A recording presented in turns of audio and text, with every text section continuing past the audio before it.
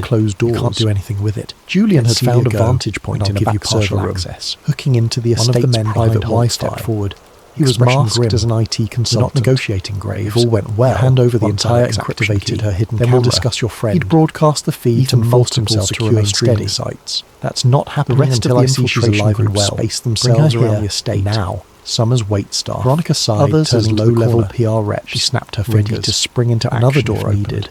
A guard escorted Eventually, Alex spied Vivian Renault ascending a stairway toward a restricted conference room. But her eyes lit with relief upon poised confidence. He swallowed a surge of emotion, locking eyes with her. Alex she was alive, followed at a distance. Something.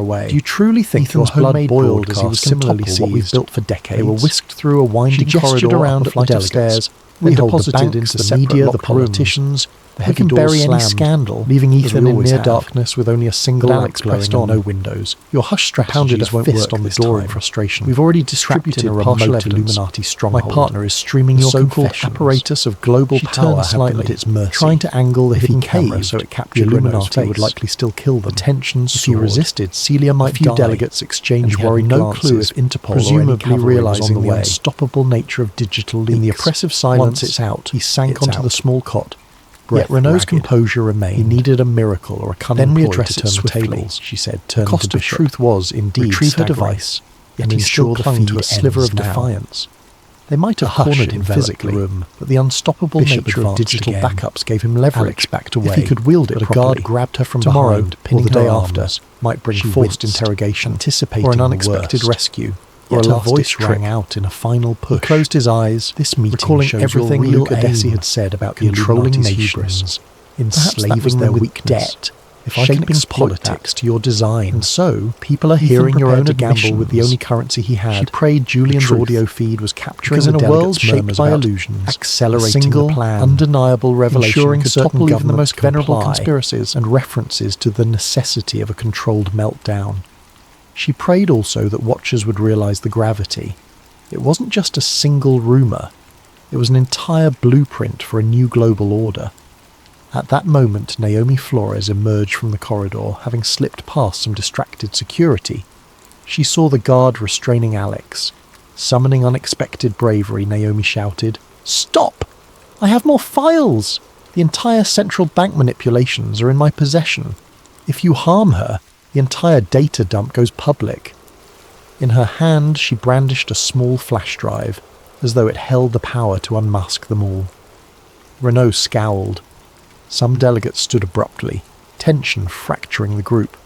A few tried to calm the situation, advisors murmuring that violence wouldn't help if they were live on camera.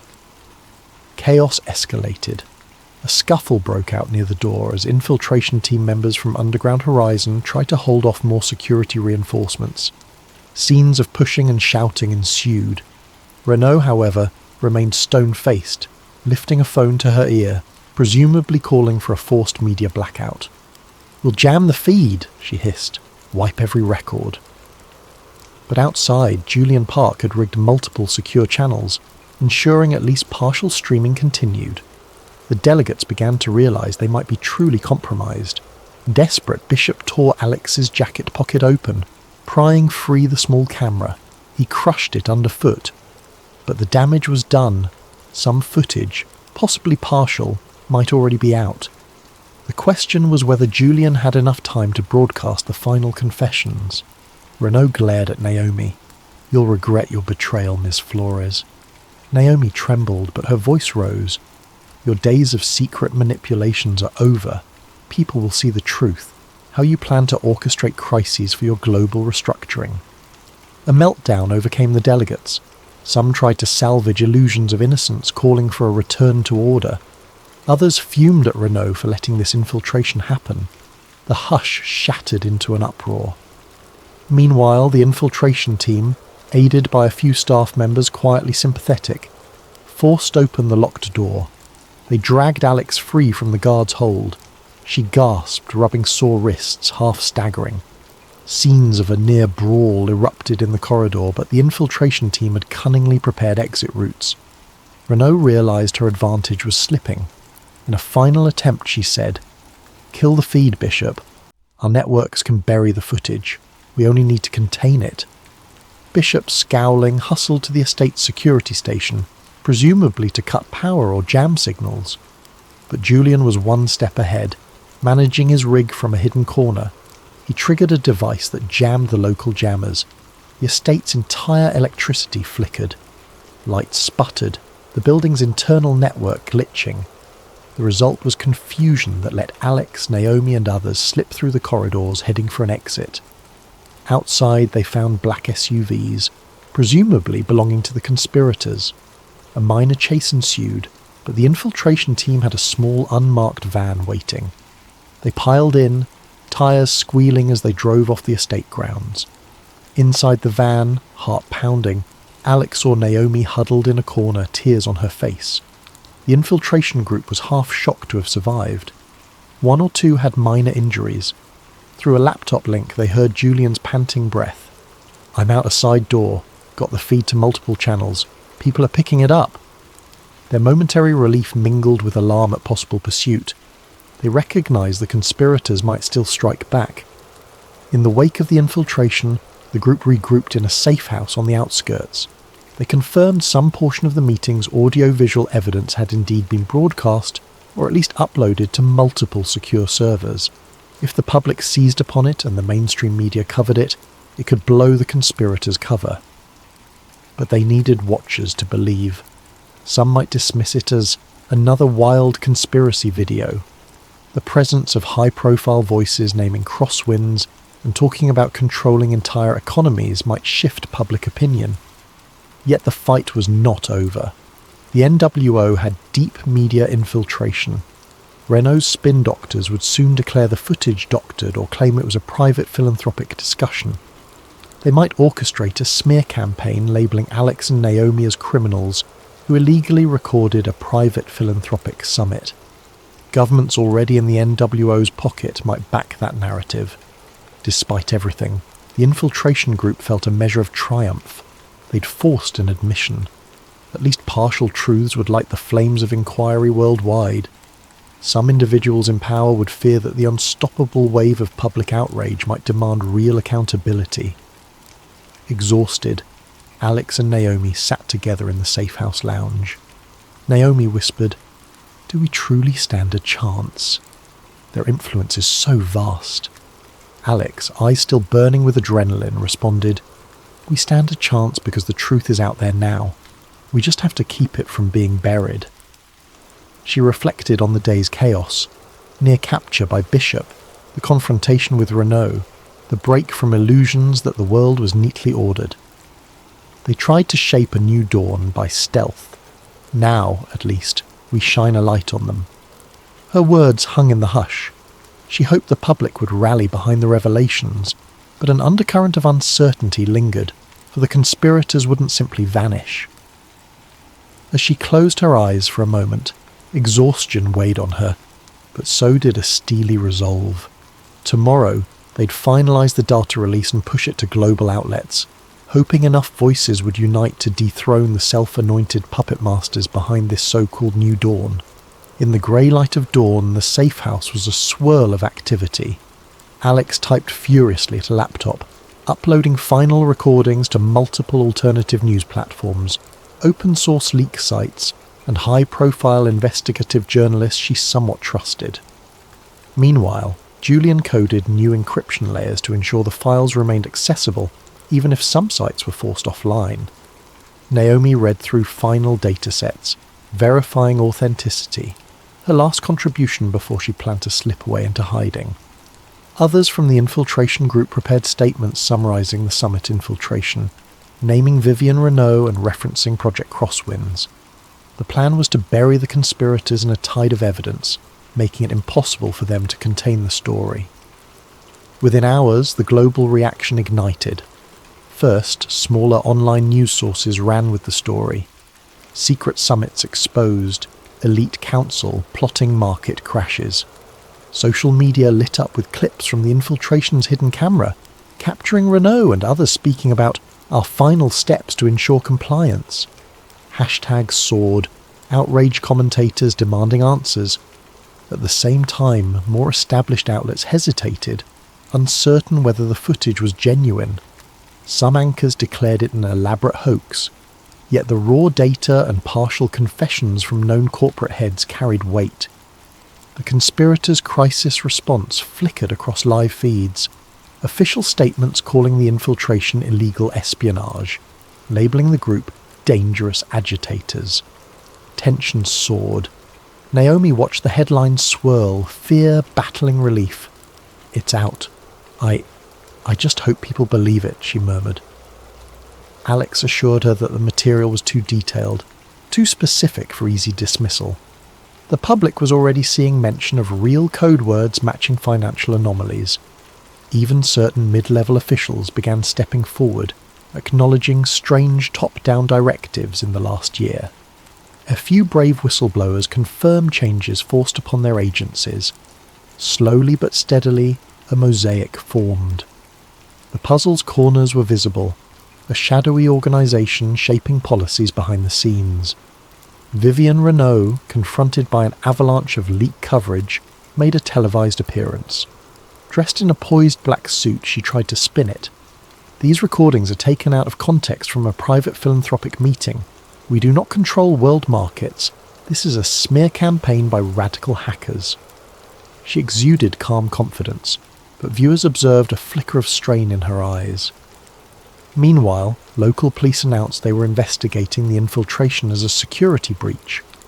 Calls for Renault's resignation from certain corporate boards began to surface. The conspirators had lost their cloak of anonymity, but still commanded massive resources to wage disinformation wars. Raphael Bishop lurked in the shadows. Rumours placed him near corporate offices in London, coordinating heavy-handed damage control. Some claimed he orchestrated blackmail or bribery to muzzle major media outlets. Others insisted he deployed private squads to silence key witnesses. Indeed, 2 infiltration group members reported suspicious vehicles trailing them, but the collective remained resolute, refusing to vanish into silence. They shared their testimonies widely, ensuring no single removal could undo the leak. Amid the swirling uproar, Global Financial Watch, Alex's employer, issued a statement disclaiming involvement in the infiltration, calling Alex's actions freelance and not endorsed. Manny, the editor, privately apologised to Alex, saying the publication's funders forced them to distance themselves. Despite that blow, Alex pressed on, not shocked by the mainstream's timid stance. She'd expected the conspirators' powerful influence to shape the immediate narrative. Freed from institutional constraints, she joined the infiltration group's online streams, giving multiple interviews to alternative journalists, describing every detail of the infiltration, the hush-hush meeting, Renault's references to controlling entire countries, the jarring cameo of New Dawn ideology. Public sentiment split widely. Many regular citizens, jaded by years of lesser conspiracies, seized this moment, demanding political upheaval. Protests erupted outside financial districts in New York, London, Brussels, demanding transparency, investigating the named officials. Yet a portion of the population labelled it fake news, unwilling to believe a single infiltration video. Governments of various stripes scrambled. Some officials used the crisis to distance themselves from possibly compromised superiors. Others tried to downplay or disclaim. Tensions ran high, with talk of extraordinary parliamentary sessions or congressional hearings. Naomi parted from the group soon after, an emotional farewell. She carried a new identity provided by underground contacts. Before leaving, she told Alex, "I never thought I'd be a whistleblower, but if it sparks real change, maybe it's worth the fear." Alex embraced her, wishing her safety. She realised how many personal costs accompanied revealing the truth. In the weeks that followed, multiple investigations launched. Some agencies in certain countries uncovered suspicious ties, froze accounts linked to shell companies. A few bankers were arrested or forced to testify about covert summits. The unstoppable swirl of events threatened the entire power structure of those who had quietly pulled strings for decades. Meanwhile, the conspirators mounted a fierce defence, claiming any wrongdoing was taken out of context. Yet the seeds were planted. For the first time, the public had a tangible impetus to question the illusions of free markets and democratic processes. As for Alex and Julian, they remained vigilant. The infiltration group still received sporadic harassment, troll campaigns online, sporadic physical intimidation. But the window of secrecy had slammed shut. The conspirators' hidden advantage was eroding under the glare of mass attention. Alex, holed up in a safe location, found time to reflect. She was no hero in her own eyes, just a journalist who refused to bury the truth. The meltdown forced upon the conspirators might not mean immediate dissolution of the NWO or their New Dawn plan, but it severely damaged them. They could no longer operate in pure shadows. One day, Alex joined a small press conference where, for once, mainstream outlets hesitantly covered the story. She took the mic, presenting conclusive references from the leaked data, ignoring the hostile questions from corporate-friendly reporters. She declared, "We've glimpsed how an elite circle manipulates markets, media, and governance. Even if some dismiss it, enough citizens have seen the evidence to demand accountability. The era of secret councils must end."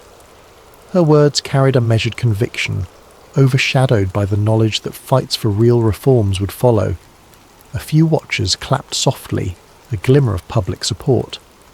In the final analysis, the unveiling of Project Crosswinds and the infiltration event did not single-handedly topple every hidden power. Real change, if it came, would be incremental. Lawsuits, resignations, grassroots activism. Some conspirators might regroup under new names, spinning new illusions. But a crucial blow had been struck, a precedent for standing up to intangible puppet masters. People worldwide, or at least a significant portion, awakened to the possibility that lines on a ledger could be orchestrated by a dark handful pulling puppet strings. Alex ended her days in a swirl of cautious optimism. She still looked over her shoulder, mindful that men like Bishop lurked, but she pressed forward, forging alliances with honest reporters and reformed institutions. Even Manny came around, quietly praising her courage. Julian, largely behind the scenes, continued releasing periodic data dumps to keep momentum alive. The ephemeral dream of a new dawn that Renault championed had been partially exposed for what it was, a quest for centralised power cloaked in talk of stability. The public narrative might shift, inch by inch, toward genuine transparency. In a reflective final moment, Alex stood on a city balcony at dusk, gazing at the skyline lights. Despite the swirling controversies, the world carried on. She felt the gravity of what had been risked, her safety, Naomi's freedom, the infiltration group's well-being. Yet she also felt renewed purpose. The conspirators could no longer hide so easily, and that alone was a victory. She whispered to herself, "One day at a time, the truth finds its way." The city lights twinkled in the dark, a reminder that behind every grand facade shadows can be cast, and it only takes a beam of light to unveil them.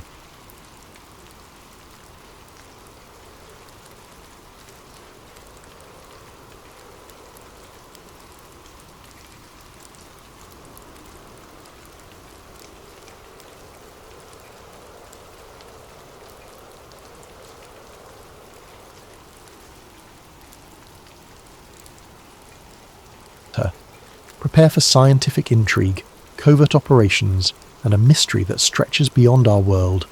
Now, settle in, dim the lights, and get comfortable for this 10-part adventure that will carry you beyond the edge of the map. Let's begin.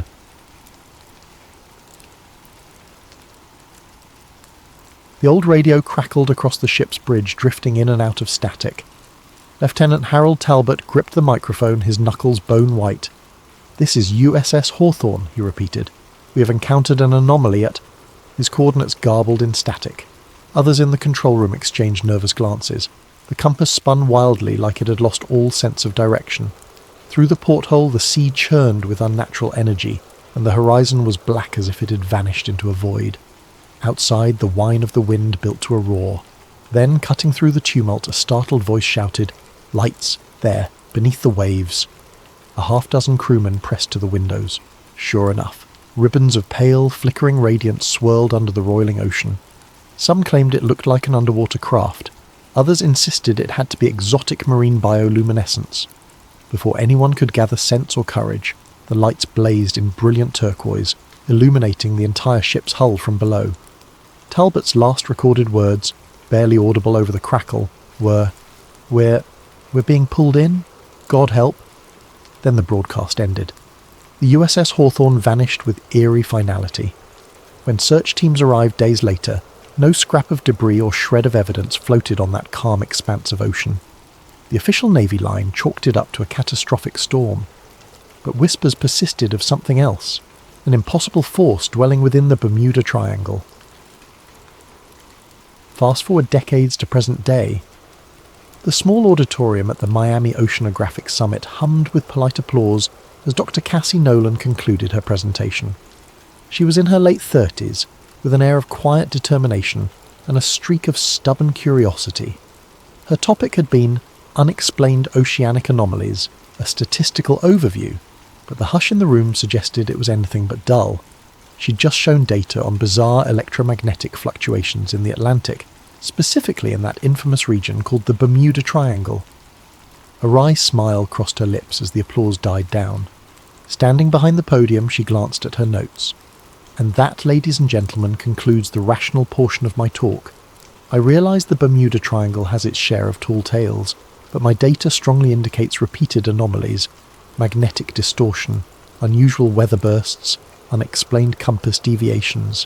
Perhaps we should keep an open mind. She stepped down, expecting the usual trickle of questions from curious colleagues or the occasional cynic. Instead, she found herself face to face with a wiry man in a fisherman's cap. His eyes were rimmed with exhaustion. "Doctor? Nolan," he said urgently, voice trembling. "I need to talk with you." He introduced himself as Luis Ramirez, a local fisherman who'd spent his life working the waters off Florida's coast. After hearing her lecture, he had mustered the courage to approach. "I saw lights," he whispered. "My boat got caught in a freak storm. It appeared out of nowhere near the triangle. I swore I saw something shining under the sea." He handed her crumpled coordinates scribbled on a stained slip of paper. "I've told others. They say I'm crazy. But you might understand." Cassie's eyes flicked to the coordinates. They were suspiciously close to an area known for marine accidents, but rarely acknowledged by official channels. She thanked Louis and promised to look into it, ignoring the cynicism tugging at her mind. After all, she was a scientist who believed in data, but if these claims matched her existing patterns, it could be significant. Later that evening, back at her modest office near the University of Miami, Cassie pored over her mentor's old notebooks. Dr. Rourke, once a respected oceanographer, had vanished under bizarre circumstances years ago while researching the same region. He'd left behind cryptic remarks about a powerful electromagnetic phenomenon. Cassie's own data had begun to echo Rourke's notes, unexplained spikes in an underwater sensor's logs. The next morning, as she compared Rourke's final sketches with Luis's coordinates, a firm knock sounded on her door. She opened it to find two men in suits, flanking a silver-haired woman with a crisp posture. The woman introduced herself as Agent Whitfield of a government bureau Cassie had never heard of. "Dr. Nolan," Whitfield began calmly, "we're aware of your interest in that region of the ocean. We strongly advise you to discontinue your investigations for your own safety. This area is classified under national security protocols." Cassie's brow furrowed. National security? We're talking about anomalous readings, not some nuclear facility. Whitfield's polite smile never wavered. "The specifics are need to know, and you do not need to know. Consider this a friendly caution. We have no wish to see a brilliant mind squandered." "Or threatened," Cassie interjected, voice taut. Whitfield shrugged. "Interpret as you will. Good day, Doctor." With that, the trio turned and left, leaving Cassie stunned in her own doorway. Her heart hammered with equal parts fear and curiosity. Government interest in an oceanic anomaly. Something about it reeked of cover-up. She recalled the fisherman's haunted eyes and Dr. Rourke's cryptic last expedition. She couldn't just walk away. Pulling out her phone, Cassie called an old friend, Jake Moreno, a freelance dive instructor with a reputation for fearless, some might say reckless expeditions. If she wanted to collect data from deep underwater, she'd need someone like him, someone who wouldn't balk at the mention of the Bermuda Triangle. Over a scratchy connection, she explained her hunch. "There's an anomaly out there, Jake. Government's involved. My mentor disappeared investigating it. I've got to see it myself, or I'll regret it forever." Jake's response came swiftly. "Tell me when and where." Cassie realised in that moment she was crossing a line from academic curiosity into something riskier. The tension coiled in her gut. Yet an undercurrent of excitement surged through her, like she was close to unlocking a secret older than the legends themselves. Even as she hung up the phone, however, a sense of foreboding pressed in. She gazed at the scribbled coordinates on her desk, thinking of the vanished fisherman's sightings, the hush-hush warnings from Agent Whitfield, and the shadow of Dr. Rourke's disappearance. The Bermuda Triangle beckoned with its riddles, and Cassie was about to chase them headlong, unaware of just how deep and dangerous those waters could become. The sky brooded over the Florida Keys the day Cassie Nolan and Jake Moreno met at a small marina. Clouds drifted in ominous clumps, and the late afternoon sun shimmered through patches of heavy humidity. The moment Cassie arrived, she spotted Jake by a battered fishing boat, arms folded over a well-worn t-shirt. He was ex-Navy, lean with an easy confidence, though faint worry lines creased his forehead. They exchanged a brief hug. "Long time," Jake remarked with a half-smile. "I see you're still chasing weird phenomena." Cassie's eyes danced with both eagerness and caution. "You know me. Once I get a puzzle in my head, I can't let it go." He gestured toward the boat's deck. "Ready to board your new research vessel?" He said it teasingly, but Cassie could sense he'd already prepped for a serious outing. The deck was stacked with crates labelled as oceanographic sensors, along with scuba gear and a sealed barrel that presumably contained a remotely operated vehicle, ROV, for underwater exploration. A third person stepped out from below deck, a petite figure with short-cropped hair. "Dr. Nolan?" she asked, extending a calloused hand. "Olivia Park, tech specialist. Jake wrote me in for communication support." Cassie recognised the name from a university networking event. Olivia was rumoured to be brilliant in all things digital, from satellite uplinks to encryption. "Great to have you," Cassie said, shaking her hand. "We'll need every advantage if we're venturing into the Triangle." They got underway just before twilight. The boat chugged through calm waters, though the gloom in the sky hinted at an incoming storm. Cassie couldn't shake the memory of Agent Whitfield's warning. Why would the government clamp down so hard if this was just maritime folklore? It only served to heighten her suspicion that they were on the cusp of uncovering something major. Anchored some miles out, they commenced the first stage of Cassie's plan, collecting baseline data. She wanted to chart normal ocean conditions before venturing into the specific coordinates from Luis Ramirez.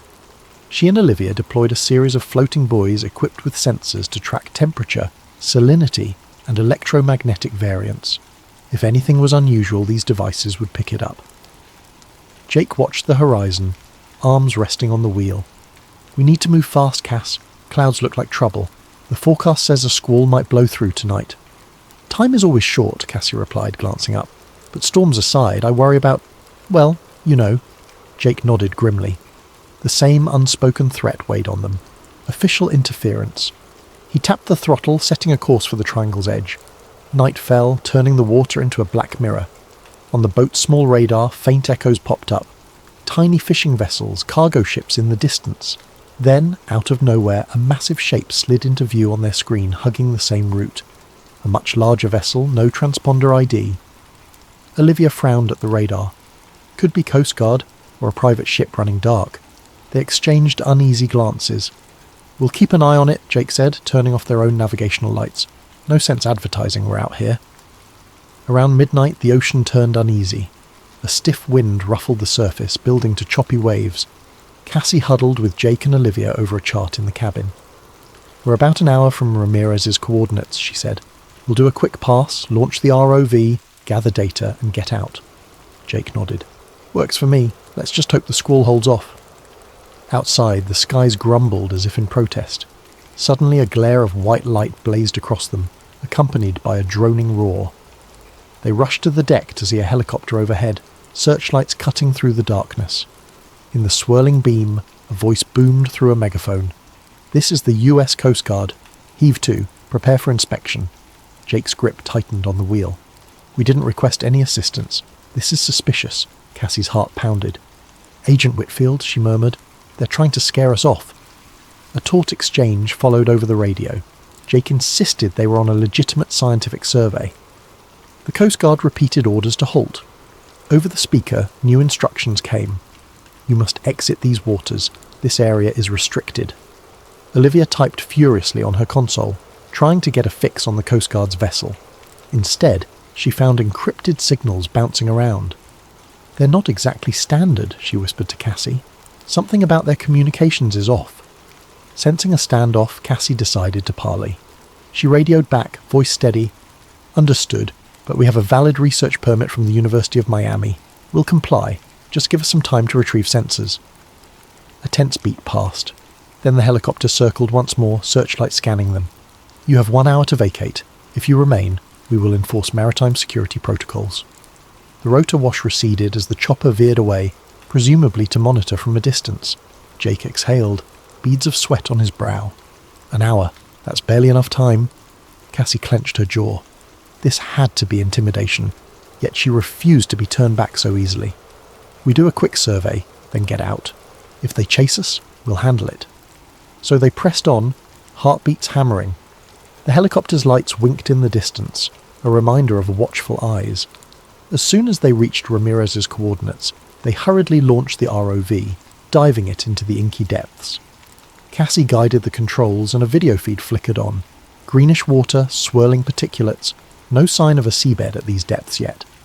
Then the ROV sensors pinged, a slight electromagnetic fluctuation. Cassie's excitement soared. We're picking up something unusual. Jake, keep us steady. Deeper the drone went. Olivia monitored the readings, each spike more pronounced. The feed showed faint glimmers, possibly phosphorescent organisms. Suddenly the ROV camera caught a fleeting sparkle, a swirling pattern of lights, reminiscent of swirling plankton blooms but somehow structured. Cassie's breath caught. Did you see that? Switch to high-resolution mode. Before they could, the ROV feed sputtered. A wave of static fuzzed the screen, then it went dark. Simultaneously, the boat's lights flickered. The engine coughed. The entire vessel lurched as if buffeted by an invisible force. Outside, the wind rose to a roar. Jake cursed under his breath, wrestling with the controls. We're losing power! Electromagnetic surge, Olivia shouted over the howling wind. It's messing with our systems. Panic clawed at Cassie as the boat pitched in a violent wave. This wasn't a normal storm. She could almost feel an unseen presence roiling beneath them. In the swirling chaos, they scrambled to pull the ROV back up, but every instrument was going haywire. Suddenly, searchlights blazed again from above. The helicopter was back, its loudspeaker cracking with urgency. This is your final warning. Lightning flashed, illuminating the water in a stark white glare.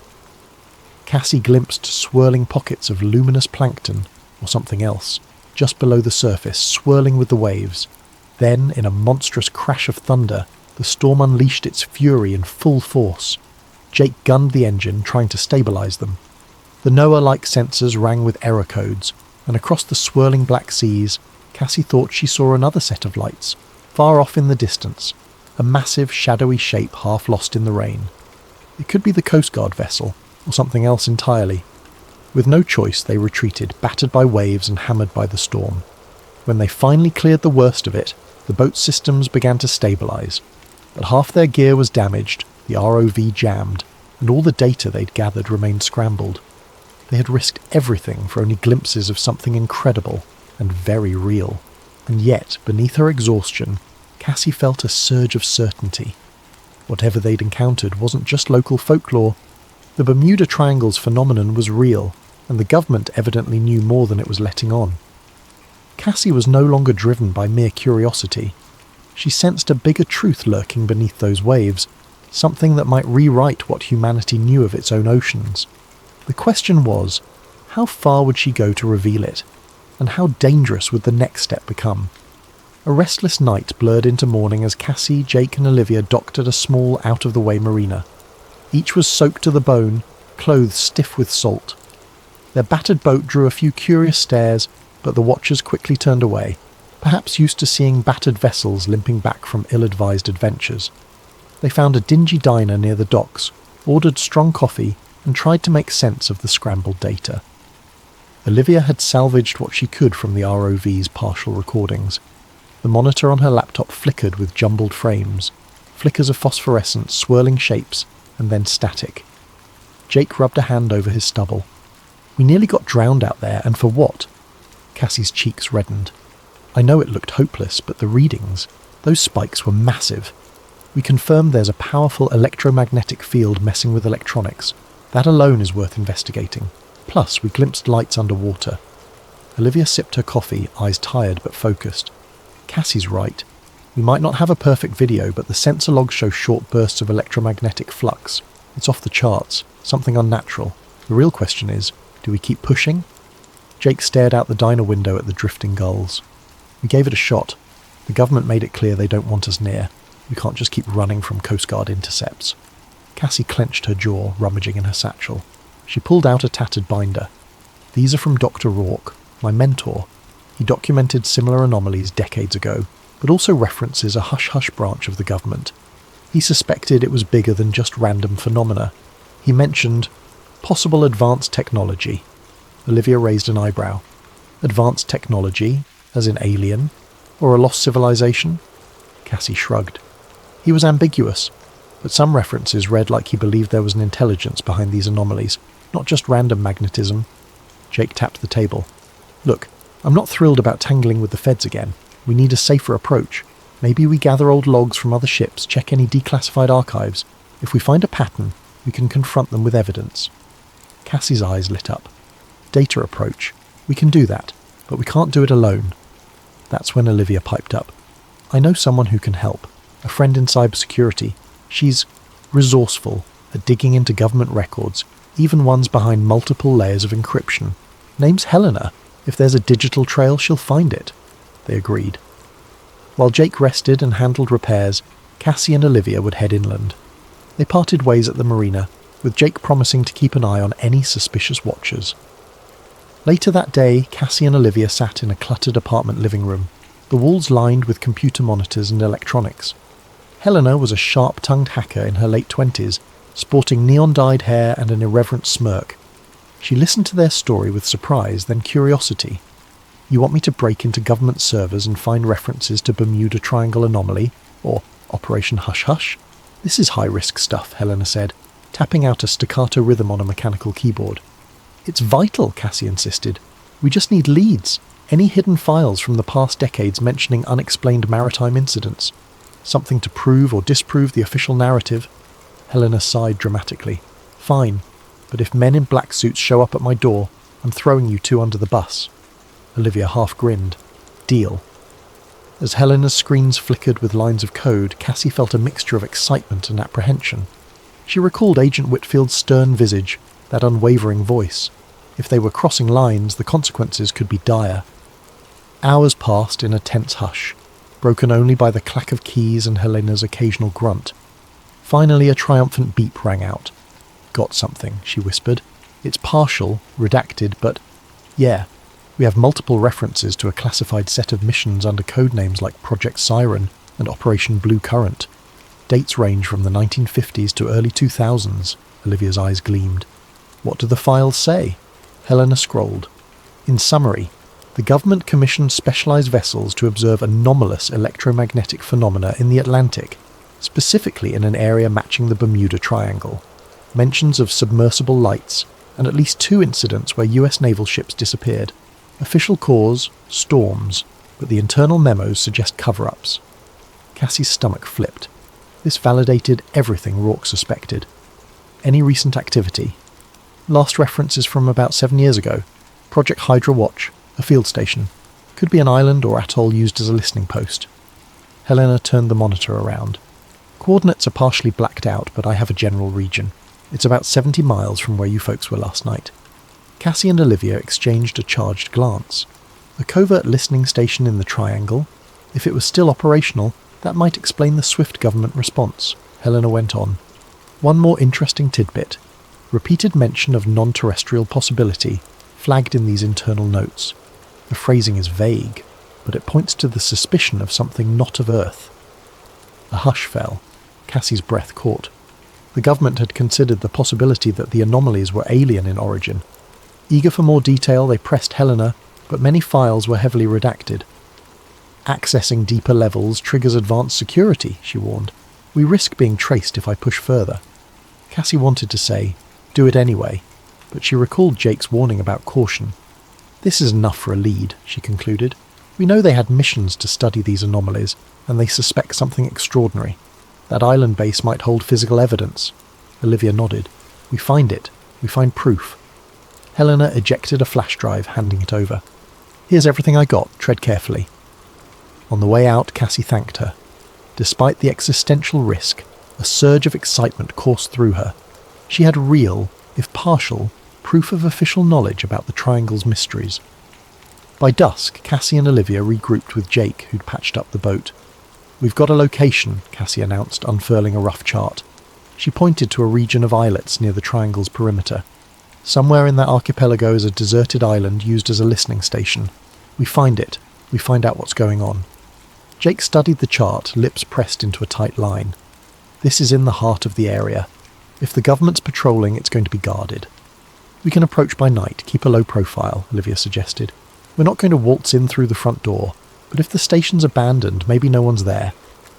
Cassie recognised that this plan danced on the edge of trespassing into what might be a top-secret facility, but the urgency burned in her. The truth could be in those files or equipment. If we confirm the presence of alien tech or advanced submarines, we could blow this wide open. Jake inhaled slowly. Count me in, but we do it smart. No repeating last night's fiasco. Olivia cracked a nervous smile. Let's just hope they don't have guard drones or something. As they finalised their stealth approach, a faint dread pulsed in Cassie's chest. She thought of Doctor, Rourke, of Agent Whitfield, of the vanishing Navy ship from so long ago. The Bermuda Triangle was more than a legend. It was a stage for extraordinary forces, and they were about to step into that stage's backstage where secrets lingered. Outside, the last glow of sunset cast the harbour in bruised purples and oranges. The team loaded gear in silence. Tomorrow they'd sail for the island base. Cassie whispered a silent prayer for luck, or maybe for courage. For once she suspected they'd need more than just data and logic to survive what awaited them. The sea was eerily calm under the moonlight as Cassie, Jake and Olivia steered their small boat toward the cluster of islets rumoured to house the abandoned listening station. In the distance, reefs glimmered faintly, illuminated by streaks of pale lunar light. The hush of the waves seemed unnatural, as if the ocean itself held its breath. They'd set off after midnight to minimise the chance of detection. Radar on minimal power, no running lights. The only guide was a single GPS device that Olivia had rigged to broadcast a scrambled signal. The plan was simple: approach under darkness, anchor off the coast, and slip ashore on a dinghy. Jake took the helm. We're close. According to Helena's partial coordinates, it should be on the eastern side. Let's swing around quietly. Cassie peered through binoculars, scanning the silhouette of the main island. By the faint starlight, she could just make out a rocky shoreline with thick brush beyond. No signs of buildings or lights. It does look deserted, she murmured.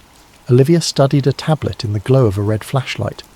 Thermal imaging is inconclusive at this distance. No big heat signatures. We may be in luck. They anchored in a sheltered cove, hidden behind a natural rock formation. Then they lowered the inflatable dinghy, slipping onto the stony beach. The air felt heavy, laced with the brine of seaweed and the promise of storms. Cassie's adrenaline spiked with every crunch of gravel underfoot. Moving inland, they found themselves wading through waist-high grasses. The wind rustled the foliage, creating ghostly whispers in the darkness. At last they crested a small rise, and beneath the moonlight they spotted a row of rusted antenna towers jutting skyward. There, Olivia whispered, pointing. Must be the station. A chain-link fence encircled the compound. The gate, corroded and hanging off its hinges, suggested long-term neglect. They slipped inside without difficulty. What greeted them was a cluster of squat concrete buildings with peeling paint. Government seals had once adorned the walls, but now they were mostly faded or defaced by graffiti. Jake took point, scanning with a flashlight. No signs of recent footprints, he muttered.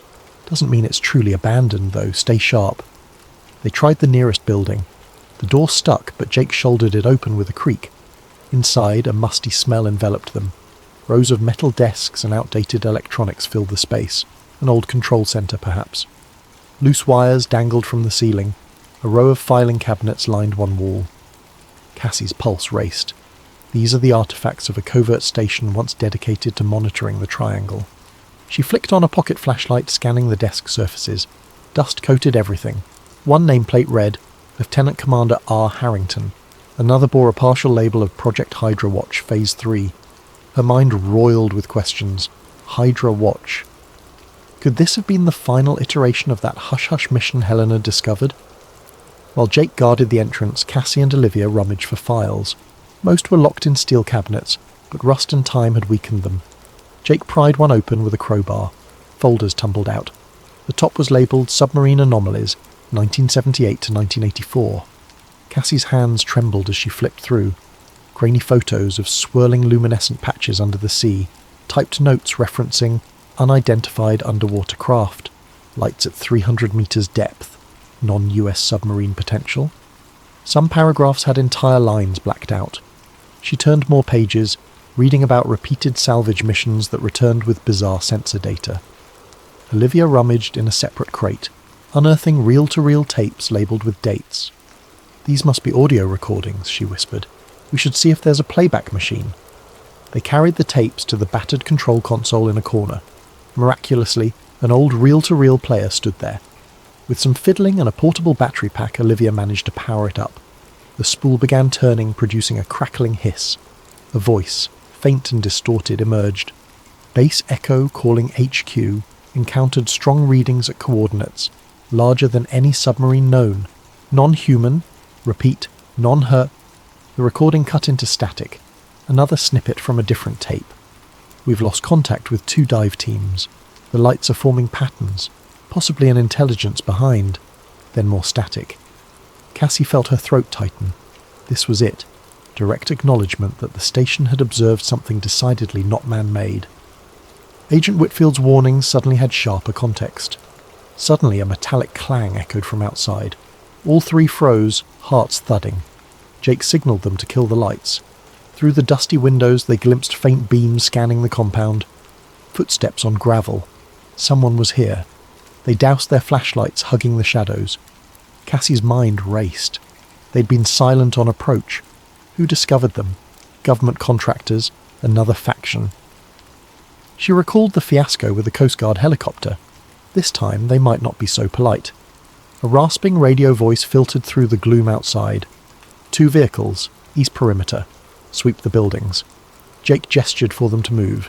They crept to the rear door, stepping out onto a narrow catwalk behind the building. The watchers outside fanned out.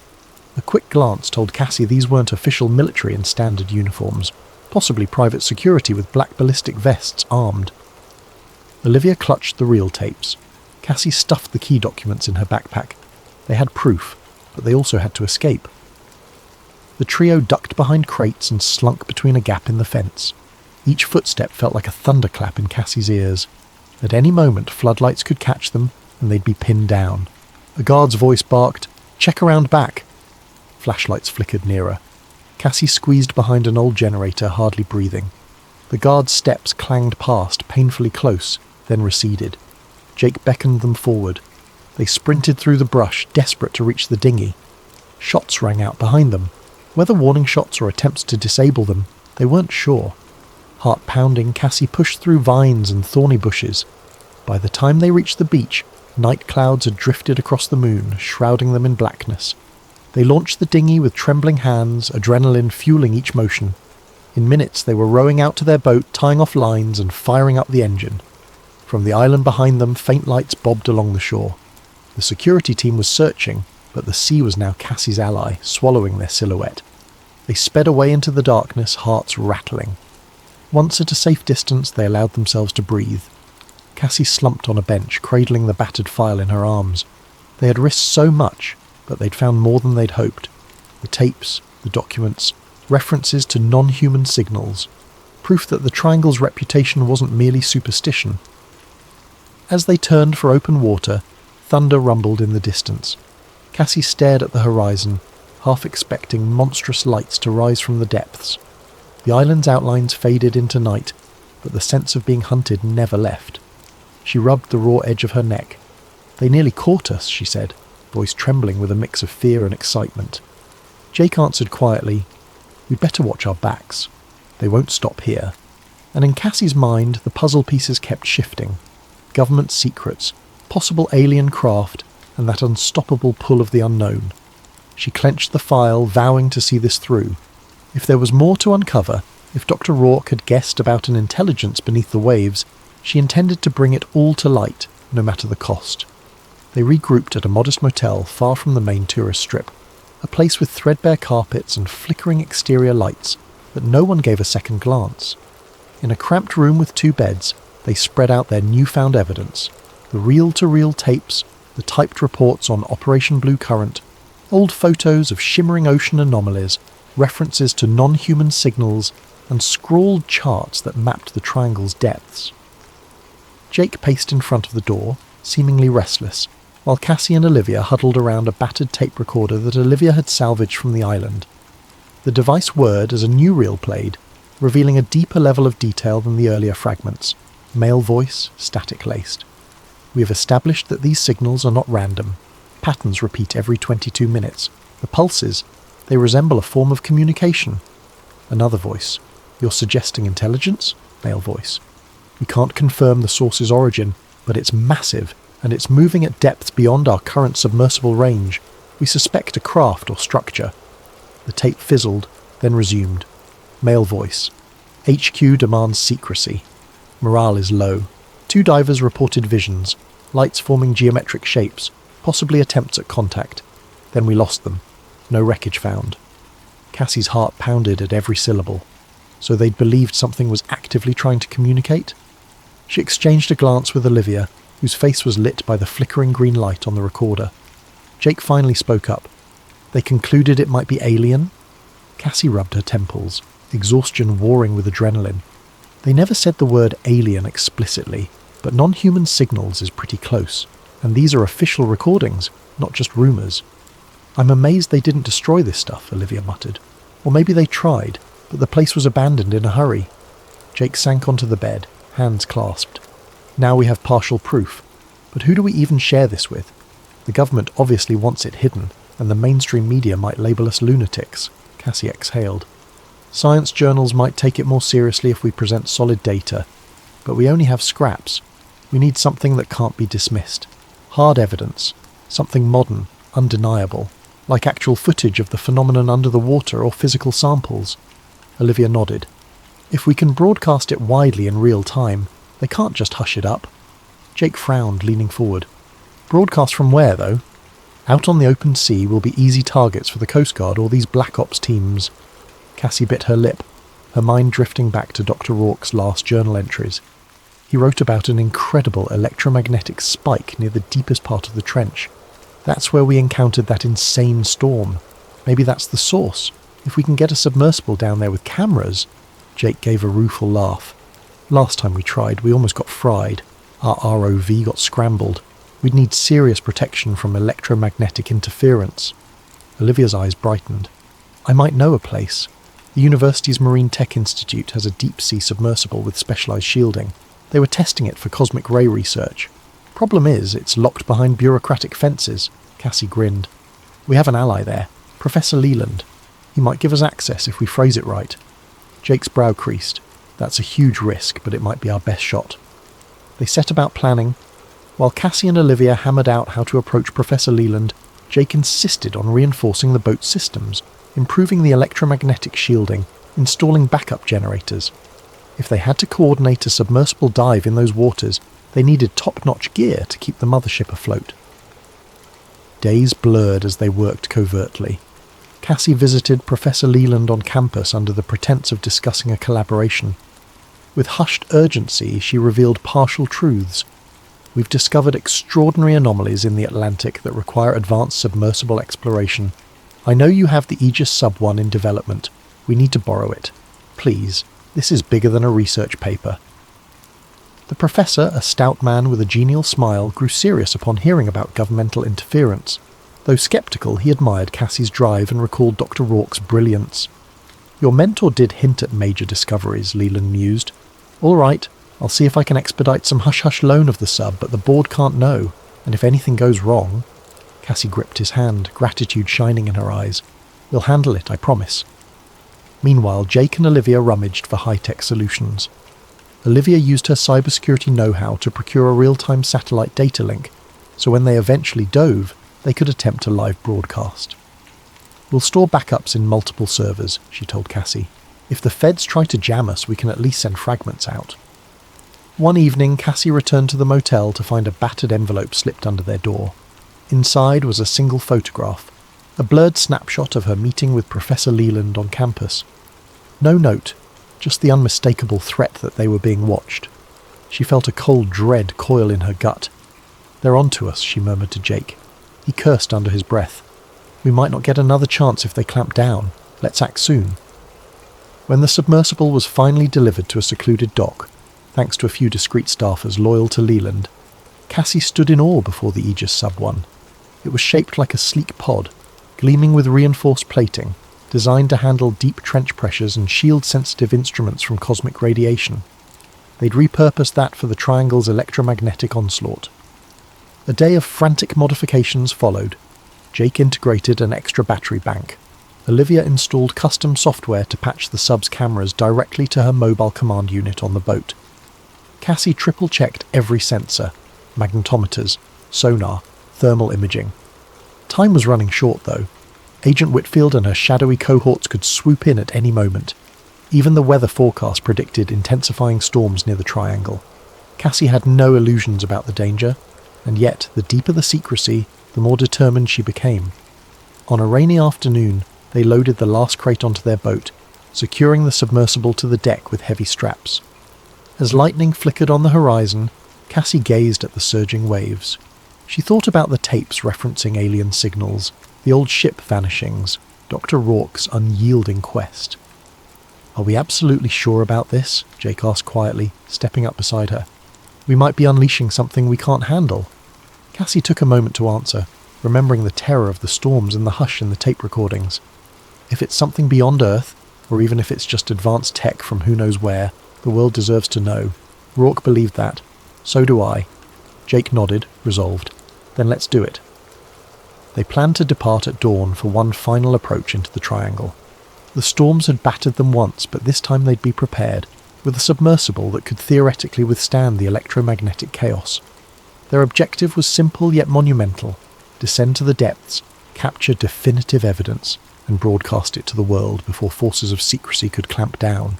In the motel that last night, Cassie barely slept. She lay awake imagining what might lurk beneath the ocean's surface, an alien craft slumbering in a watery tomb, or perhaps a living intelligence swirling in those hidden trenches. When slumber finally came, her dreams churned with phosphorescent shapes, ghostly transmissions, and the distant echo of voices trapped underwater. By morning, the horizon still seethed with storm clouds. It felt like an omen.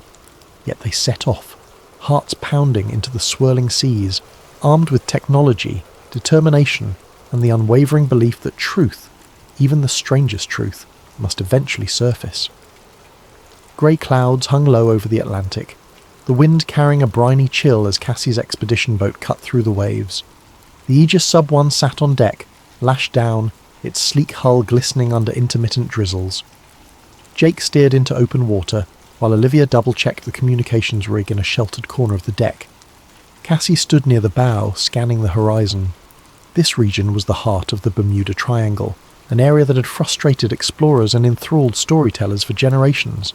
She felt a jolt of nerves recalling her near-disastrous attempt just days ago. But now they had more robust technology, and an unwavering purpose. Once they reached the approximate coordinates gleaned from Dr. Rourke's notes and the old Project Hydra references, Cassie signalled for them to hold position. The boat's sensors beeped with an uneasy rhythm. Olivia's console showed subtle electromagnetic fluctuations, well above normal ocean background. Jake cut the engine, letting them drift. "Wind's picking up, but not too bad yet," he observed, scanning the sky.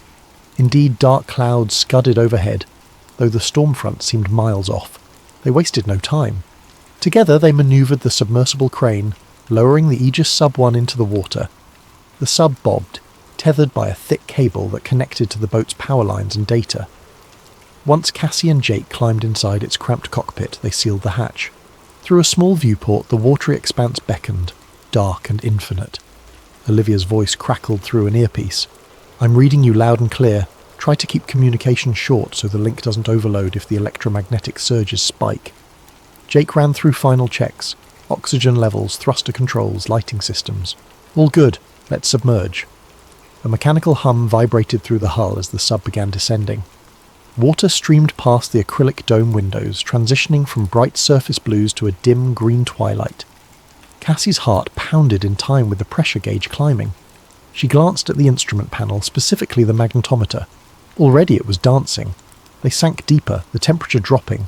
At 100 meters, fish flitted by in shimmering schools. At 200, the sunlight faded to near black, replaced by the sub's floodlights. Cassie scanned for any sign of unusual objects or luminous phenomena. "Nothing yet," she murmured, keeping the tension from her voice. Jake advanced the thrusters, guiding them farther into the trench. A cloud of sediment drifted up, swirling around them. The sub's sonar pinged, revealing the seafloor dropping sharply ahead. Cassie felt a jolt of adrenaline. "We're nearing the major drop-off. Let's keep a steady rate of descent. Back on the boat, Olivia's console beeped with an urgent tone. Cassie, Jake, picking up a spiking electromagnetic field. Watch your instruments. Inside the sub, the lights flickered momentarily. Jake cursed, adjusting a dial. Shielding's active, but the surge is strong. Then, out of the gloom, they glimpsed a faint glow far below. Cassie pressed her face to the viewport. Do you see that? She whispered. A pale, bluish luminescence shimmered at the edge of visibility. Jake angled the sub's cameras. On the overhead screen, the glow took shape. A series of patterns, almost like drifting curtains of light. Could be some strange bioluminescent algae, he speculated. Cassie felt goosebumps prick her arms. Let's get closer. Cautiously they descended. The glow intensified. Streams of luminous particles twisted in what looked like a geometric swirl, almost too organised to be a natural marine phenomenon. The sub's instruments crackled. Cassie tapped the camera feed button, beaming the images topside to Olivia. Receiving partial feed, Olivia's voice came faint. It's glitchy, but... oh my god, I see it. That's not normal plankton. At around 400 metres, the sub's sonar picked up a large structure on the ocean floor. Massive, metallic. Jake slowed their approach, shining the sub's powerful headlights. Across the screen, a curved expanse of what looked like dark metal or alloy came into view. Barnacles clung to portions, but large swaths shimmered smoothly. Cassie's pulse thundered. This is no mere rock formation. They edged closer. Some parts of the structure jutted upward in spire-like formations. Others lay partially buried in sediment. Even at first glance it looked too symmetrical, too artificial to be a random undersea ridge. Cassie's mind raced. Could it be a downed craft?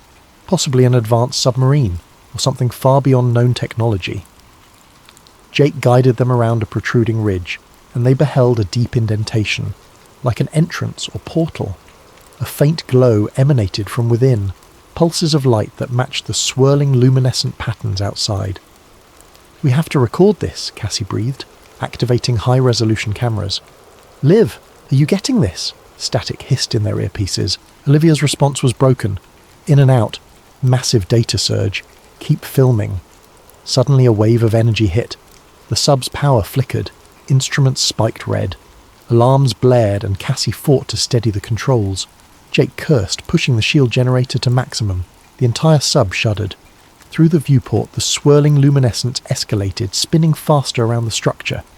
For a moment, Cassie glimpsed a pattern of markings on the metal hull, indecipherable glyphs or symbols. Then a bright flare erupted, and the sub's electronics shorted. Darkness swallowed them. Only emergency backup lights remained. Cassie's heart hammered in the pitch black. Jake? Systems are down. He fumbled with manual resets. We have partial life support, trying to reboot main power. Outside, the swirl of lights continued. Cassie's stomach twisted at the notion that whatever lay in that structure might be reacting to their presence. Or was it sending a signal somewhere else? Gradually some instrumentation returned. Jake managed to restore basic thrusters. The sub's external cameras flickered on momentarily. We should ascend, he insisted. We can't risk being stuck down here. Cassie yearned to explore further. The structure beckoned with unspoken secrets, but rationality won out. They had enough footage to prove something extraordinary. Let's go, she agreed. They rose through the water column, battered by intermittent electromagnetic pulses that threatened to sabotage them at every turn. When they finally breached the surface, the sea greeted them with lashing rain and roiling waves. Above, thunderheads seethed, and lightning forked across the sky. Jake navigated the sub back to the mothership, where Olivia helped winch it aboard amidst the rising storm. The instant the hatch opened, Cassie sputtered out breathless words. We found a craft, or structure, definitely not natural.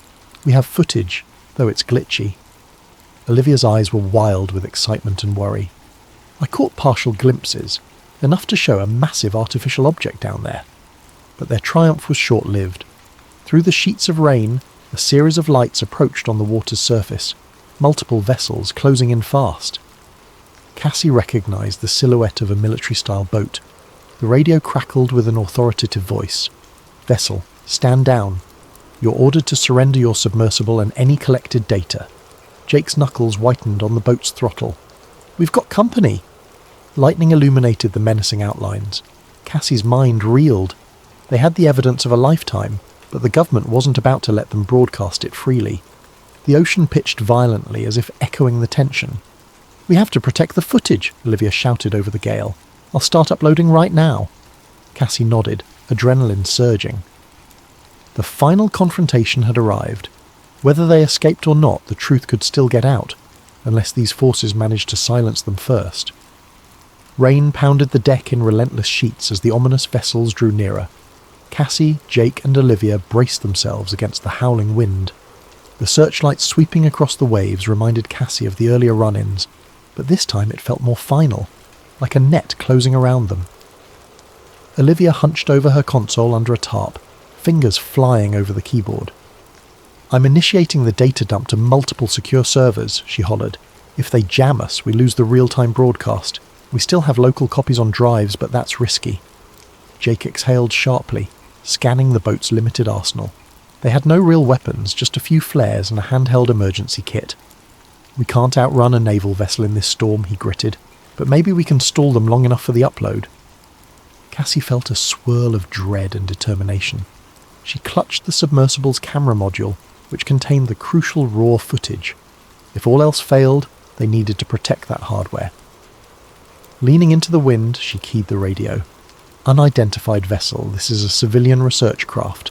We are in distress from the storm. We have no contraband or..." A harsh voice interrupted. "Cease transmissions. Power down your equipment. Prepare to be boarded." A surge of panic struck her. They were going to confiscate everything. Cassie's eyes snapped to Olivia. "Keep the data flowing, no matter what." A spotlight swept across their deck, and they saw the outlines of armed men in black tactical gear on the approaching boat. The staccato bark of a loudspeaker. "Shut down communications or face immediate action." Jake revved the engine in a desperate attempt to shift the boat's position, but a massive wave rocked them, nearly capsizing. The storm had grown furious, waves cresting at 8 or 10 feet. Salt spray stung Cassie's eyes as she scrambled to hold onto the railing. Up on the makeshift command station, Olivia cursed. "They're jamming part of the signal.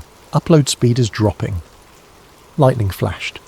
In that momentary glare, Cassie glimpsed something else stirring in the distance. A swirl of luminescence beneath the surface, reminiscent of what they saw deeper down. Could it be that the submerged structure was activating again, fueling the storm or intensifying it? Suddenly a smaller speedboat peeled off from the main vessel, cutting through the waves toward them. Gunmen stood at the bow. Cassie's stomach lurched. She heard a crack. Gunfire. Or was it the thunder? Jake spun the wheel, but the surging sea left them at the mercy of the storm. The speedboat drew alongside, lines thrown, grappling hooks clattering against the deck. Within seconds, armed figures began hauling themselves aboard. Lightning illuminated one figure stepping forward, gun raised. Even through the rain, Cassie recognized a face. Agent Whitfield. Her silver hair was plastered to her skull, eyes cold. "Doctor!" "Nolan," she called over the wind. "Stand down, you're coming with us." Cassie's rage flared. "You have no right. We're in international waters, investigating a natural phenomenon." Whitfield's expression hardened. "This is beyond your pay grade. Hand over all data and equipment immediately." Jake moved to intervene, but 2 other agents trained their rifles on him. Olivia, trembling, hovered near her console. "We've already transmitted some of it," she spat. "You're too late." Whitfield's gaze flicked to the overhead radio mast. With a curt nod, she signalled her men, who slashed cables, yanking out modules. Sparks flew as the boat's primary radio and data link severed.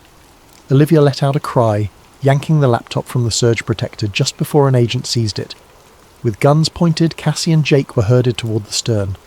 Whitfield advanced on Olivia, wrenched the laptop away. "No more transmissions," she hissed. "And the submersible data, where is it?" Cassie's mind raced. She had the camera's raw storage in a waterproof case strapped inside the sub's cockpit. If they discovered that, everything was lost. She prayed it remained hidden amidst the chaos. She decided to confront Whitfield directly. "You saw our recordings, didn't you? The storm, the structure below. Why hide it? The world deserves to know." Whitfield's jaw clenched. "Doctor? Nolan, this is about preventing mass panic and safeguarding national security. If you understood the stakes, you'd realize we're protecting you from forces you cannot fathom." A colossal wave slammed the boat, nearly sending everyone sprawling. The agent with the laptop lost his balance, and the device crashed onto the deck, skittering dangerously close to the railing. At that same moment, a flash of brilliance erupted from the ocean behind them. Cassie stared in awe as swirling lights broke the surface, dancing like ghostly will-o'-the-wisps. Thunder boomed overhead, and the sky seemed to open in a torrent of rain. Whitfield's men balked, momentarily transfixed by the eerie spectacle. That gave Jake the opening. He lunged forward, knocking aside one rifle. Shots rang out into the air. Cassie dropped to the deck, adrenaline pounding. Olivia scrambled for the laptop, grabbing it before it could slip into the sea. Another agent lunged, tackling her. Cassie rushed to help, but was seized by a burly operative who pinned her arms. Lightning illuminated the water once more, revealing those otherworldly luminescent spirals. They seemed to pulse in a deliberate pattern, the same pattern Cassie had seen on her sub's instruments. The storm howled louder, as if nature itself mirrored the fury of the confrontation. Suddenly a deep, thrumming vibration coursed through the hull, nearly toppling everyone. The boat's metal fittings rattled. Whitfield's eyes widened in alarm and she shouted orders. "Retreat to our vessel! Everyone, we're pulling out!" Cassie guessed the anomaly was intensifying. Agent Whitfield's men grabbed her and Jake forcibly. They motioned to Olivia, but she clung to the boat's railing, refusing to budge. That's when the ocean near the stern erupted in a colossal whirlpool. The swirling lights coalesced in an eerie ring. Another pulse hammered the boat, disabling electronics. The lights on the deck flickered out. Whitfield's expression finally cracked with genuine fear. She stared at the mesmerizing vortex. "No, not now," she muttered, as if she had suspected something like this but prayed it wouldn't happen. The swirling overcame the rudder, spinning the boat in a slow circle. Cassie felt the agent restraining her lose his grip, staggering. She seized the moment, broke free and lunged to help Olivia, who was pinned by an operative. Jake slammed a guard with an elbow, sending the rifle clattering. The sea pitched the deck violently. Another swirl of lights rose, forming a halo around the boat. Cassie's hair stood on end from the static charge in the air. She looked up at the roiling sky, pulses of lightning dancing overhead. Shots rang out again. Whitfield's voice, "Hold your fire! We need them alive!" But it was too late. A monstrous wave crashed over the rail, sweeping gear and men alike. Cassie felt herself lifted by the wave, tumbling in cold chaos. She flailed, grasping at the slick deck as water rushed past. She glimpsed Jake clinging to a stanchion, Olivia lost in the swirl, Whitfield's men being tossed by the wave. The boat rolled precariously, half submerged in the watery madness. In a final deafening crescendo of thunder, the swirling lights flared. Cassie could only watch in breathless terror as an impossibly bright glow engulfed them. For a heartbeat, it felt like the ocean floor yawned open, pulling them into some other realm. Then darkness. Warmth on Cassie's cheek pulled her from unconsciousness. She opened her eyes to see pale sunlight filtering through tattered clouds. Pain throbbed through her limbs. She tasted salt on her cracked lips. She lay sprawled on a deck strewn with debris and seaweed. The boat seemed battered but afloat, listing slightly. A groan from nearby. Jake lay under a broken crate, bruised and coughing. Slowly she crawled over to help lift it. "You alive?" she whispered. He grimaced, pressing a hand to his ribs. Alive enough. No immediate sign of Whitfield's men. The boat's main mast was snapped, electronics thoroughly trashed. Cassie felt disoriented, as though she'd been through a dream. The last memory was that blazing light and swirling vortex. Had they been tossed miles away by the storm? She staggered to the railing. The ocean was unnaturally calm, turquoise blue under a watery sun. Far off she glimpsed an unfamiliar shoreline. Not the Florida coast, though. This place had black rocks arching in jagged spires, the terrain dotted with lush green. Jake joined her, wincing at each step. "That's not any key I recognize. Where are we?" Cassie could only shake her head. The compass was worthless, spinning aimlessly as before. The GPS was dead. She turned to check for the submersible. Miraculously, the Aegis Sub-1 still clung to the deck, albeit battered. The crane rig was half bent, but the sub's hull looked mostly intact. Sudden panic seized her. "Olivia!" She frantically searched the deck. They found her near the stern, tangled in rope, drenched and unconscious, but her pulse beat faintly. Cassie and Jake carefully freed her. After a few nerve-wracking minutes, Olivia coughed up seawater, blinking in confusion. What happened? Relief rushed through Cassie. We survived somehow. All around them, the boat's wooden railings were splintered, gear scattered, but it floated. There was no sign of Agent Whitfield or her men, possibly washed overboard or retreated in another vessel. Any working electronics? Jake asked. Olivia tried the portable devices, all fried. The only hope might be the sub's internal system, which had its own shielding. I'll see if the sub's battery or comlink remains, she said, though her eyes held doubt. Cassie, gazing again at the distant shoreline, felt an eerie sense that they weren't simply off the Florida coast. The environment, the colour of the water, the shape of the land, it looked different, almost otherworldly. Could we have drifted to an uncharted island? She asked softly. Jake frowned. An uncharted island in these latitudes. Hard to believe in 2023, but the Triangle is known for messing with navigation. They spent the next hour mending themselves and rummaging for supplies. The freshwater stores survived. Some rations were soggy but edible. Cassie discovered a waterproof case lodged in a corner. Inside, the sub's camera memory unit. She hugged it to her chest, a flash of triumph. Our evidence. It's still here. But that joy was tempered by the new crisis. They were stranded. The boat's engine was swamped, the radio dead. Unless they fixed something or found external rescue, they'd remain adrift. By midday, they rigged a makeshift sail from the torn mast and spare canvas. The breeze nudged them toward the mysterious island, which loomed nearer, a rugged coastline of black volcanic rock and thick rainforest beyond. Jagged cliffs rose, casting shifting shadows on the water. As they approached, the atmosphere felt oddly charged. The ocean remained glass calm near the shore, and the sky had an unsettling haze, as if a permanent storm lurked on the horizon but never quite arrived. They spotted a narrow inlet. With careful manoeuvring, they guided the battered boat into calmer waters, eventually mooring at a small natural harbour. Cassie hopped onto a rocky ledge, wincing at the bruises on her legs. The air smelled of moss and brine. Birds cried overhead. No sign of human habitation. Jake tested a chunk of black rock with a pocket knife. Volcanic. Must be a small remote atoll. But the question is, how did we end up here so suddenly? Olivia joined them, scanning with a handheld sensor that had minimal function. Magnetic fields still weird. Low-level interference. Could be pockets of the same anomaly we saw at sea. They ventured cautiously along a shoreline path. Strange, twisted trees grew from cracks in the basalt, their roots glistening with moisture. Cassie noticed patches of luminous algae clinging to tide pools, a faint echo of the undersea lights they'd witnessed. A short hike led them to a broader cove. There, in a clearing, they discovered something extraordinary. The wreckage of multiple old boats, some rusted hulks half buried in sand, others mere splinters. Painted on one corroded hull, Cassie recognised the letters H-A-W-T. She gasped. USS Hawthorne, she whispered, recalling the fabled Navy ship that vanished in the 1950s. Jake's eyes widened.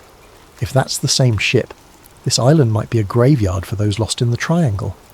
They pressed on, stumbling upon more debris from different eras, a wooden mast with 19th century styling, plain fuselage fragments that looked World War II era, modern yacht remains.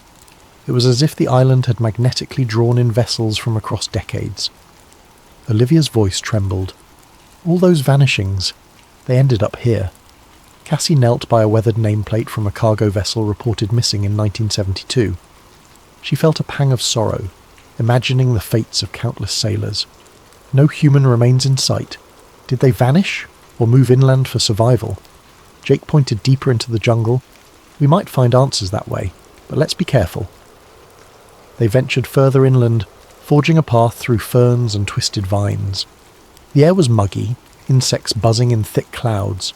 The vegetation seemed oddly vibrant, with flowers of unusual hues. Cassie suspected the same electromagnetic oddity that affected technology might also be fueling odd growth. Eventually they reached a clearing where massive stone pillars jutted from the ground, ancient and covered in alien glyphs, the same style of markings Cassie had glimpsed on the submerged structure. Her breath caught in wonder. This can't be a coincidence. Something or someone built these. Olivia ran her fingers over the carvings. This is beyond known history. Could it be a lost civilization? Or something else? Jake scanned for footprints or signs of life. If castaways survived, maybe they found these ruins, but I see no fresh tracks. A hush fell over them. Cassie's mind whirled. The Bermuda Triangle had been rumoured to be cursed or supernatural, but these pillars hinted at advanced or ancient origins, possibly linked to the underwater craft. She pictured the swirling lights, the ephemeral storms. Maybe the ones who vanished are gone, Cassie said softly, heart heavy.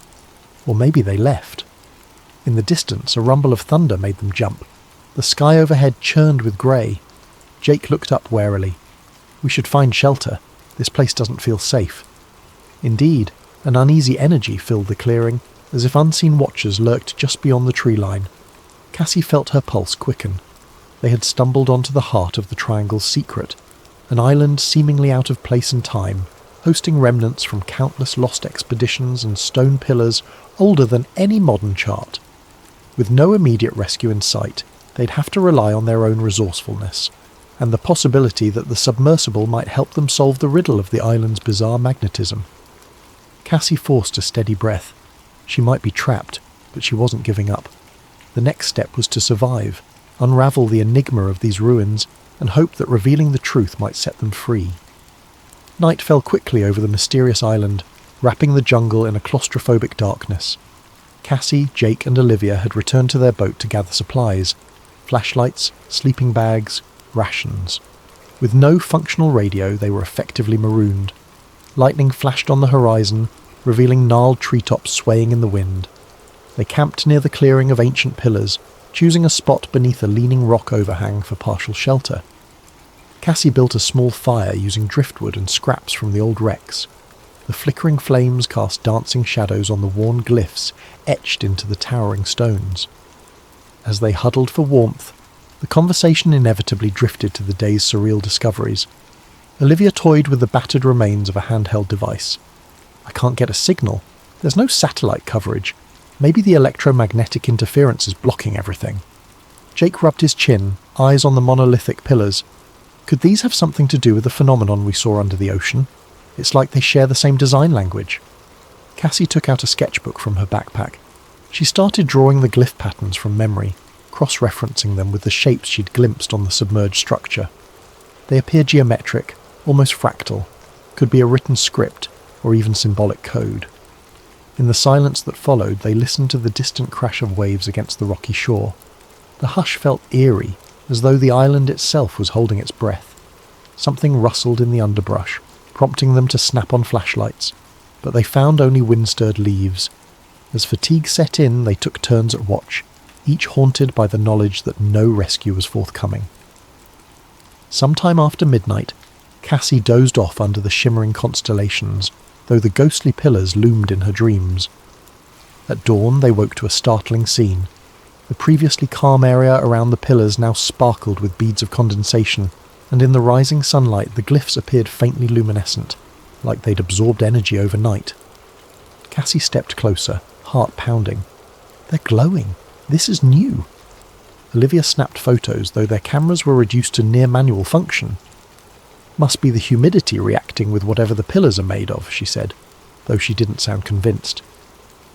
Jake rubbed his temples. I want to check the rest of the island. Maybe we'll find more structures, or survivors. They packed up their meagre camp and ventured deeper inland. The path meandered through dense foliage. Gnarled roots tripped them, and vines draped overhead. Occasionally they spotted remnants of old crates or scraps of cloth, evidence that castaways had once been here. Midday brought them to a steep ravine. A narrow footpath led downward. At the bottom, water trickled in a small stream. Crossing it, they found a hidden grotto. Within this natural amphitheatre of rock they encountered a startling sight, a mosaic of stones arranged in a spiral pattern, each etched with the same alien glyphs. At the centre stood a carved altar. Cassie's breath caught. This is no random ruin. Someone built a ceremonial site or something akin to it. Jake circled the altar. Who, though? Ancient civilization? Or maybe those who ended up stranded here tried to communicate with whatever's in the ocean. Olivia knelt, running her fingers along the spiral mosaic. It's meticulously done. Could these stranded sailors have deciphered the glyphs? A wave of dizziness hit Cassie as she stared at the altar, her mind conjuring an image of swirling lights beneath the waves. She recalled the old reel tapes describing signals and attempts at contact. Was it possible that across decades, castaways tried to replicate those signals here on land? Suddenly a crunch of footsteps behind them. They spun around to see a figure emerge from behind a boulder, Agent Whitfield, her uniform torn and hair matted, but her posture still rigid. She held a pistol, aimed warily at them. Jake tensed, stepping forward protectively. "You're alive." Whitfield's eyes flicked from Jake to Cassie. "Likewise. I suspected you'd head inland." Olivia glared. "Looking for something?" Whitfield lowered the pistol slightly, grimacing. "We got separated when the wave hit. My men. I lost track. I found one corpse on the beach. The rest scattered." Cassie's anger simmered. All this secrecy, and for what? Look at us now. Stranded. Tell us the truth. Whitfield hesitated, the lines in her face etched with fatigue. "You think it's simple? We've known about anomalies in the Triangle for decades, maybe centuries. Some in the government suspect extraterrestrial involvement.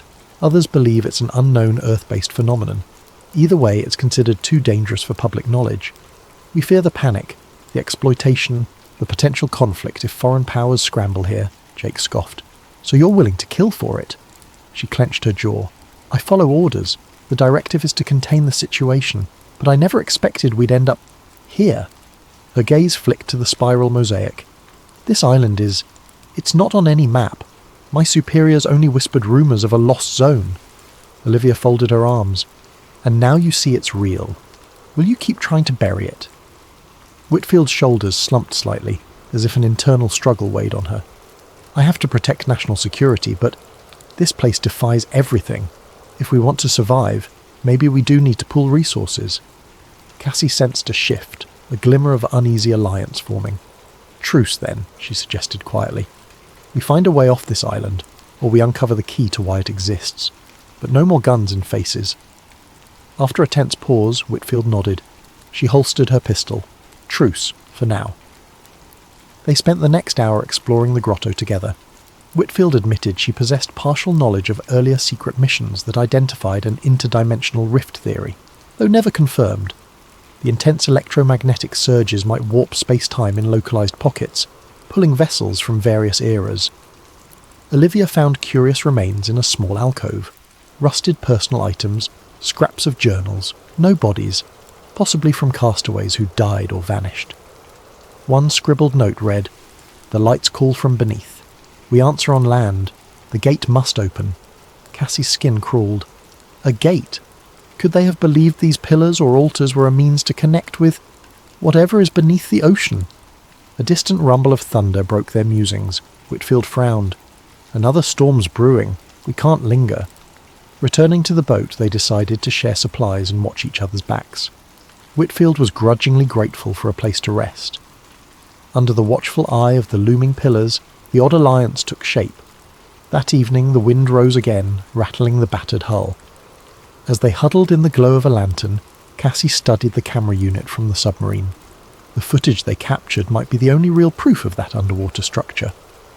She glanced at Whitfield, who stared into the darkness with haunted eyes, likely torn between her duty and the unsettling reality they all faced. In her mind, Cassie kept returning to that cryptic note. The gate must open. Could the island's ruins serve as a beacon or a key? If so, a key to what? She recalled the swirling lights, the sense of intelligence behind them. Perhaps the next step lay not in merely escaping, but in comprehending the phenomenon, why it brought them here, and how it might let them go. Storm-laden clouds churned overhead at dawn, casting the island in shades of grey. Cassie, Jake, Olivia, and the reluctant, ally-turned-adversary agent Whitfield gathered near the ancient pillars. Despite the tension in the group, they'd agreed on a plan. Explore the possibility that these ruins interacted with the electromagnetic anomalies, perhaps opening a way to escape. Using sketches from the mosaic in the grotto and the glyph patterns on the pillars, Cassie attempted to piece together a cohesive design. The spiral in the grotto and the arrangement of these pillars, it might be some sort of symbolic representation of the ocean floor structure, she hypothesized. If the castaways tried to replicate signals from underwater, maybe they believed these pillars could resonate, Jake rubbed his sore shoulder. Resonate how? Like a giant antenna? Olivia nodded, following Cassie's logic. Yes, maybe. The electromagnetic surges might be triggered by a certain arrangement or activation. The question is, do we even want to activate them? Last time we faced an anomaly, it stranded us here, Whitfield frowned. But if we can harness the phenomenon, maybe we can open a path back, or at least send a powerful enough signal for rescue. She looked uneasy, admitting that a more extraordinary method might be needed.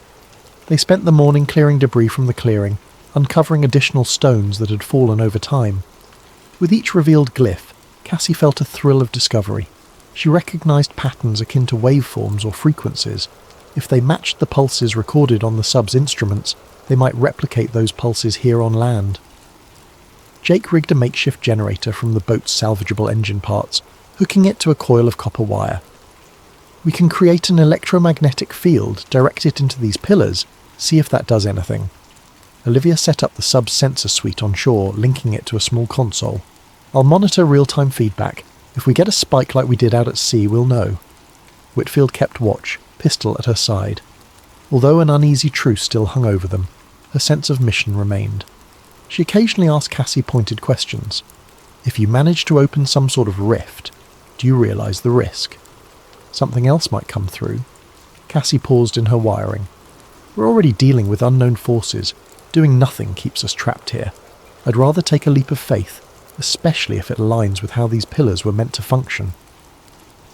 As the afternoon wore on, they assembled a ring of cables around the largest pillar cluster. With the generator revved, a low hum filled the air. Cassie carefully toggled power, stepping back as the cables glowed faintly. She glanced at Olivia. Any changes? Olivia's console flickered. Slight electromagnetic rise, but we're well below the levels we recorded at sea. Jake frowned, adjusting the generator's output. Let's dial it up, but watch for surges. They increased power. The hum deepened, and the glyphs on the pillars began to shimmer with that eerie luminescence. The ground beneath them vibrated softly. A sudden swirl of wind whipped the clearing, scattering leaves in a spiral. Cassie's hair stood on end. That's more than just a breeze, she muttered. Olivia's eyes widened at her console. We're hitting a spike, like a resonance frequency. Whitfield took a step back, eyes darting around. Is the storm reacting? Overhead, thunder rumbled, but the swirling wind in the clearing felt different, like a localized vortex forming among the pillars. Dust and small stones lifted into the air, circling them. The glyphs glowed brighter, each symbol pulsing in sequence. Jake called out, "Shut it down if it gets too big." Before they could, a column of light shot up from the centre of the pillars, piercing the low-hanging clouds. Cassie shielded her eyes as the brilliance reflected off the basalt. The ground shook harder, a quake rattling teeth. A roar of static filled their ears. Cassie's mind flashed to the sub's dive, the swirling lights beneath the ocean. Could she be bridging a link between the underwater craft and this island? The air crackled with electricity, arcs snapping between the pillars. Then, as swiftly as it began, the vortex expanded outward with a deafening crack. A wave of force knocked them all off their feet. The generator shorted in a burst of sparks. The blinding light receded to a faint glow. When Cassie scrambled up, dizzy, she realised something had changed. The sky overhead was no longer thick with storm clouds. Instead, it was a placid grey, the sort of day one might see on a calm morning back in Florida. She blinked, heart pounding, scanning the horizon beyond the pillars. Jake helped Olivia to her feet. Whitfield stumbled against a stone, thoroughly rattled. Olivia squinted at her console. We've got location data, somehow. GPS is flickering back, signal partial, but we're near Bimini. That's hundreds of miles from where we were. A wave of confusion and relief washed over them. Had the phenomenon transported the island, or them, or simply shattered the anomaly that trapped them? Regardless, they were no longer in that lost zone. The environment around them looked subtly different, the flora slightly more familiar. They rushed back toward the shore, hoping to see if the battered boat had also jumped. Sure enough, anchored in calmer waters, the boat remained, bobbing gently. But the black volcanic coastline was gone, replaced by coral sand typical of the Bahamas. The island they were on now seemed smaller, more in line with known geography. Cassie's mind reeled. They had escaped the Lost Zone. The swirling, ephemeral realm that had captured so many vessels was behind them. Some kind of electromagnetic or dimensional event reversed by powering the pillars. Whitfield's stance softened, awe mingling with her stoic demeanour. We made it out. Jake breathed a shaky laugh. Never thought I'd be happy to see normal water. Olivia tapped her console. We can attempt radio contact. The interference is minimal now. I might be able to hail local channels. Cassie gazed across the waves, imagining how close they'd come to permanent entrapment. They still had the submersible's footage, plus real-time accounts of the phenomenon. And the final turn of events suggested that these ancient constructs and the underwater craft were linked in ways that defied conventional science. Whitfield exhaled, setting her pistol aside. The best we can do now is orchestrate a controlled disclosure. If we just let the news break recklessly, it could spark chaos. Cassie met her gaze. People deserve to know, but yes, we must do it responsibly, step by step with facts, not sensationalism. Jake stepped in, resting a hand on Cassie's shoulder. First, let's get off this new island, fix that boat, and get medical care. Then we can worry about changing the world. A slight smile tugged at Cassie's lips. She nodded, though deep down she recognised they stood at the threshold of an enormous shift. The Bermuda Triangle mystery might never be fully solved, yet they had glimpsed enough to reshape humanity's understanding of what lurked in the ocean's depths. As they gathered themselves, Olivia managed to get a faint radio signal. A crackling voice responded in English. Cassie felt tears well in her eyes. They were truly back within a known reality, carrying knowledge of an unknown one. Whitfield, listening quietly, seemed oddly humbled. I'll contact my superiors. Perhaps for once we can do the right thing. Cassie left the pillars behind, stepping onto the sand with an unsteady but resolute stride. The camera module pressed to her chest, the cryptic glyphs etched in her memory. An unspoken vow formed. She would devote her life to responsibly unveiling this truth, whatever it meant for science, for humanity, for the grand tapestry of the ocean's secrets. In the distance, the low hum of an approaching plane or helicopter carried across the wind. Rescue? Military? Perhaps both. The final chapter of their wild journey was about to begin, but the greater story, how the world would react to the revelation of ancient, possibly alien influences in the Bermuda Triangle, was only at its dawn. Thank you so much for joining us on this journey into the Bermuda Triangle's hidden depths. If you enjoyed this conspiracy-laced adventure, let us know where you're watching from in the comments below and what time it is for you right now. Don't forget to subscribe to Sleep Theories to ensure you never miss a story like this, one that pushes the boundaries of the unknown and encourages us to keep questioning the secrets of our extraordinary world. Sleep well and stay curious.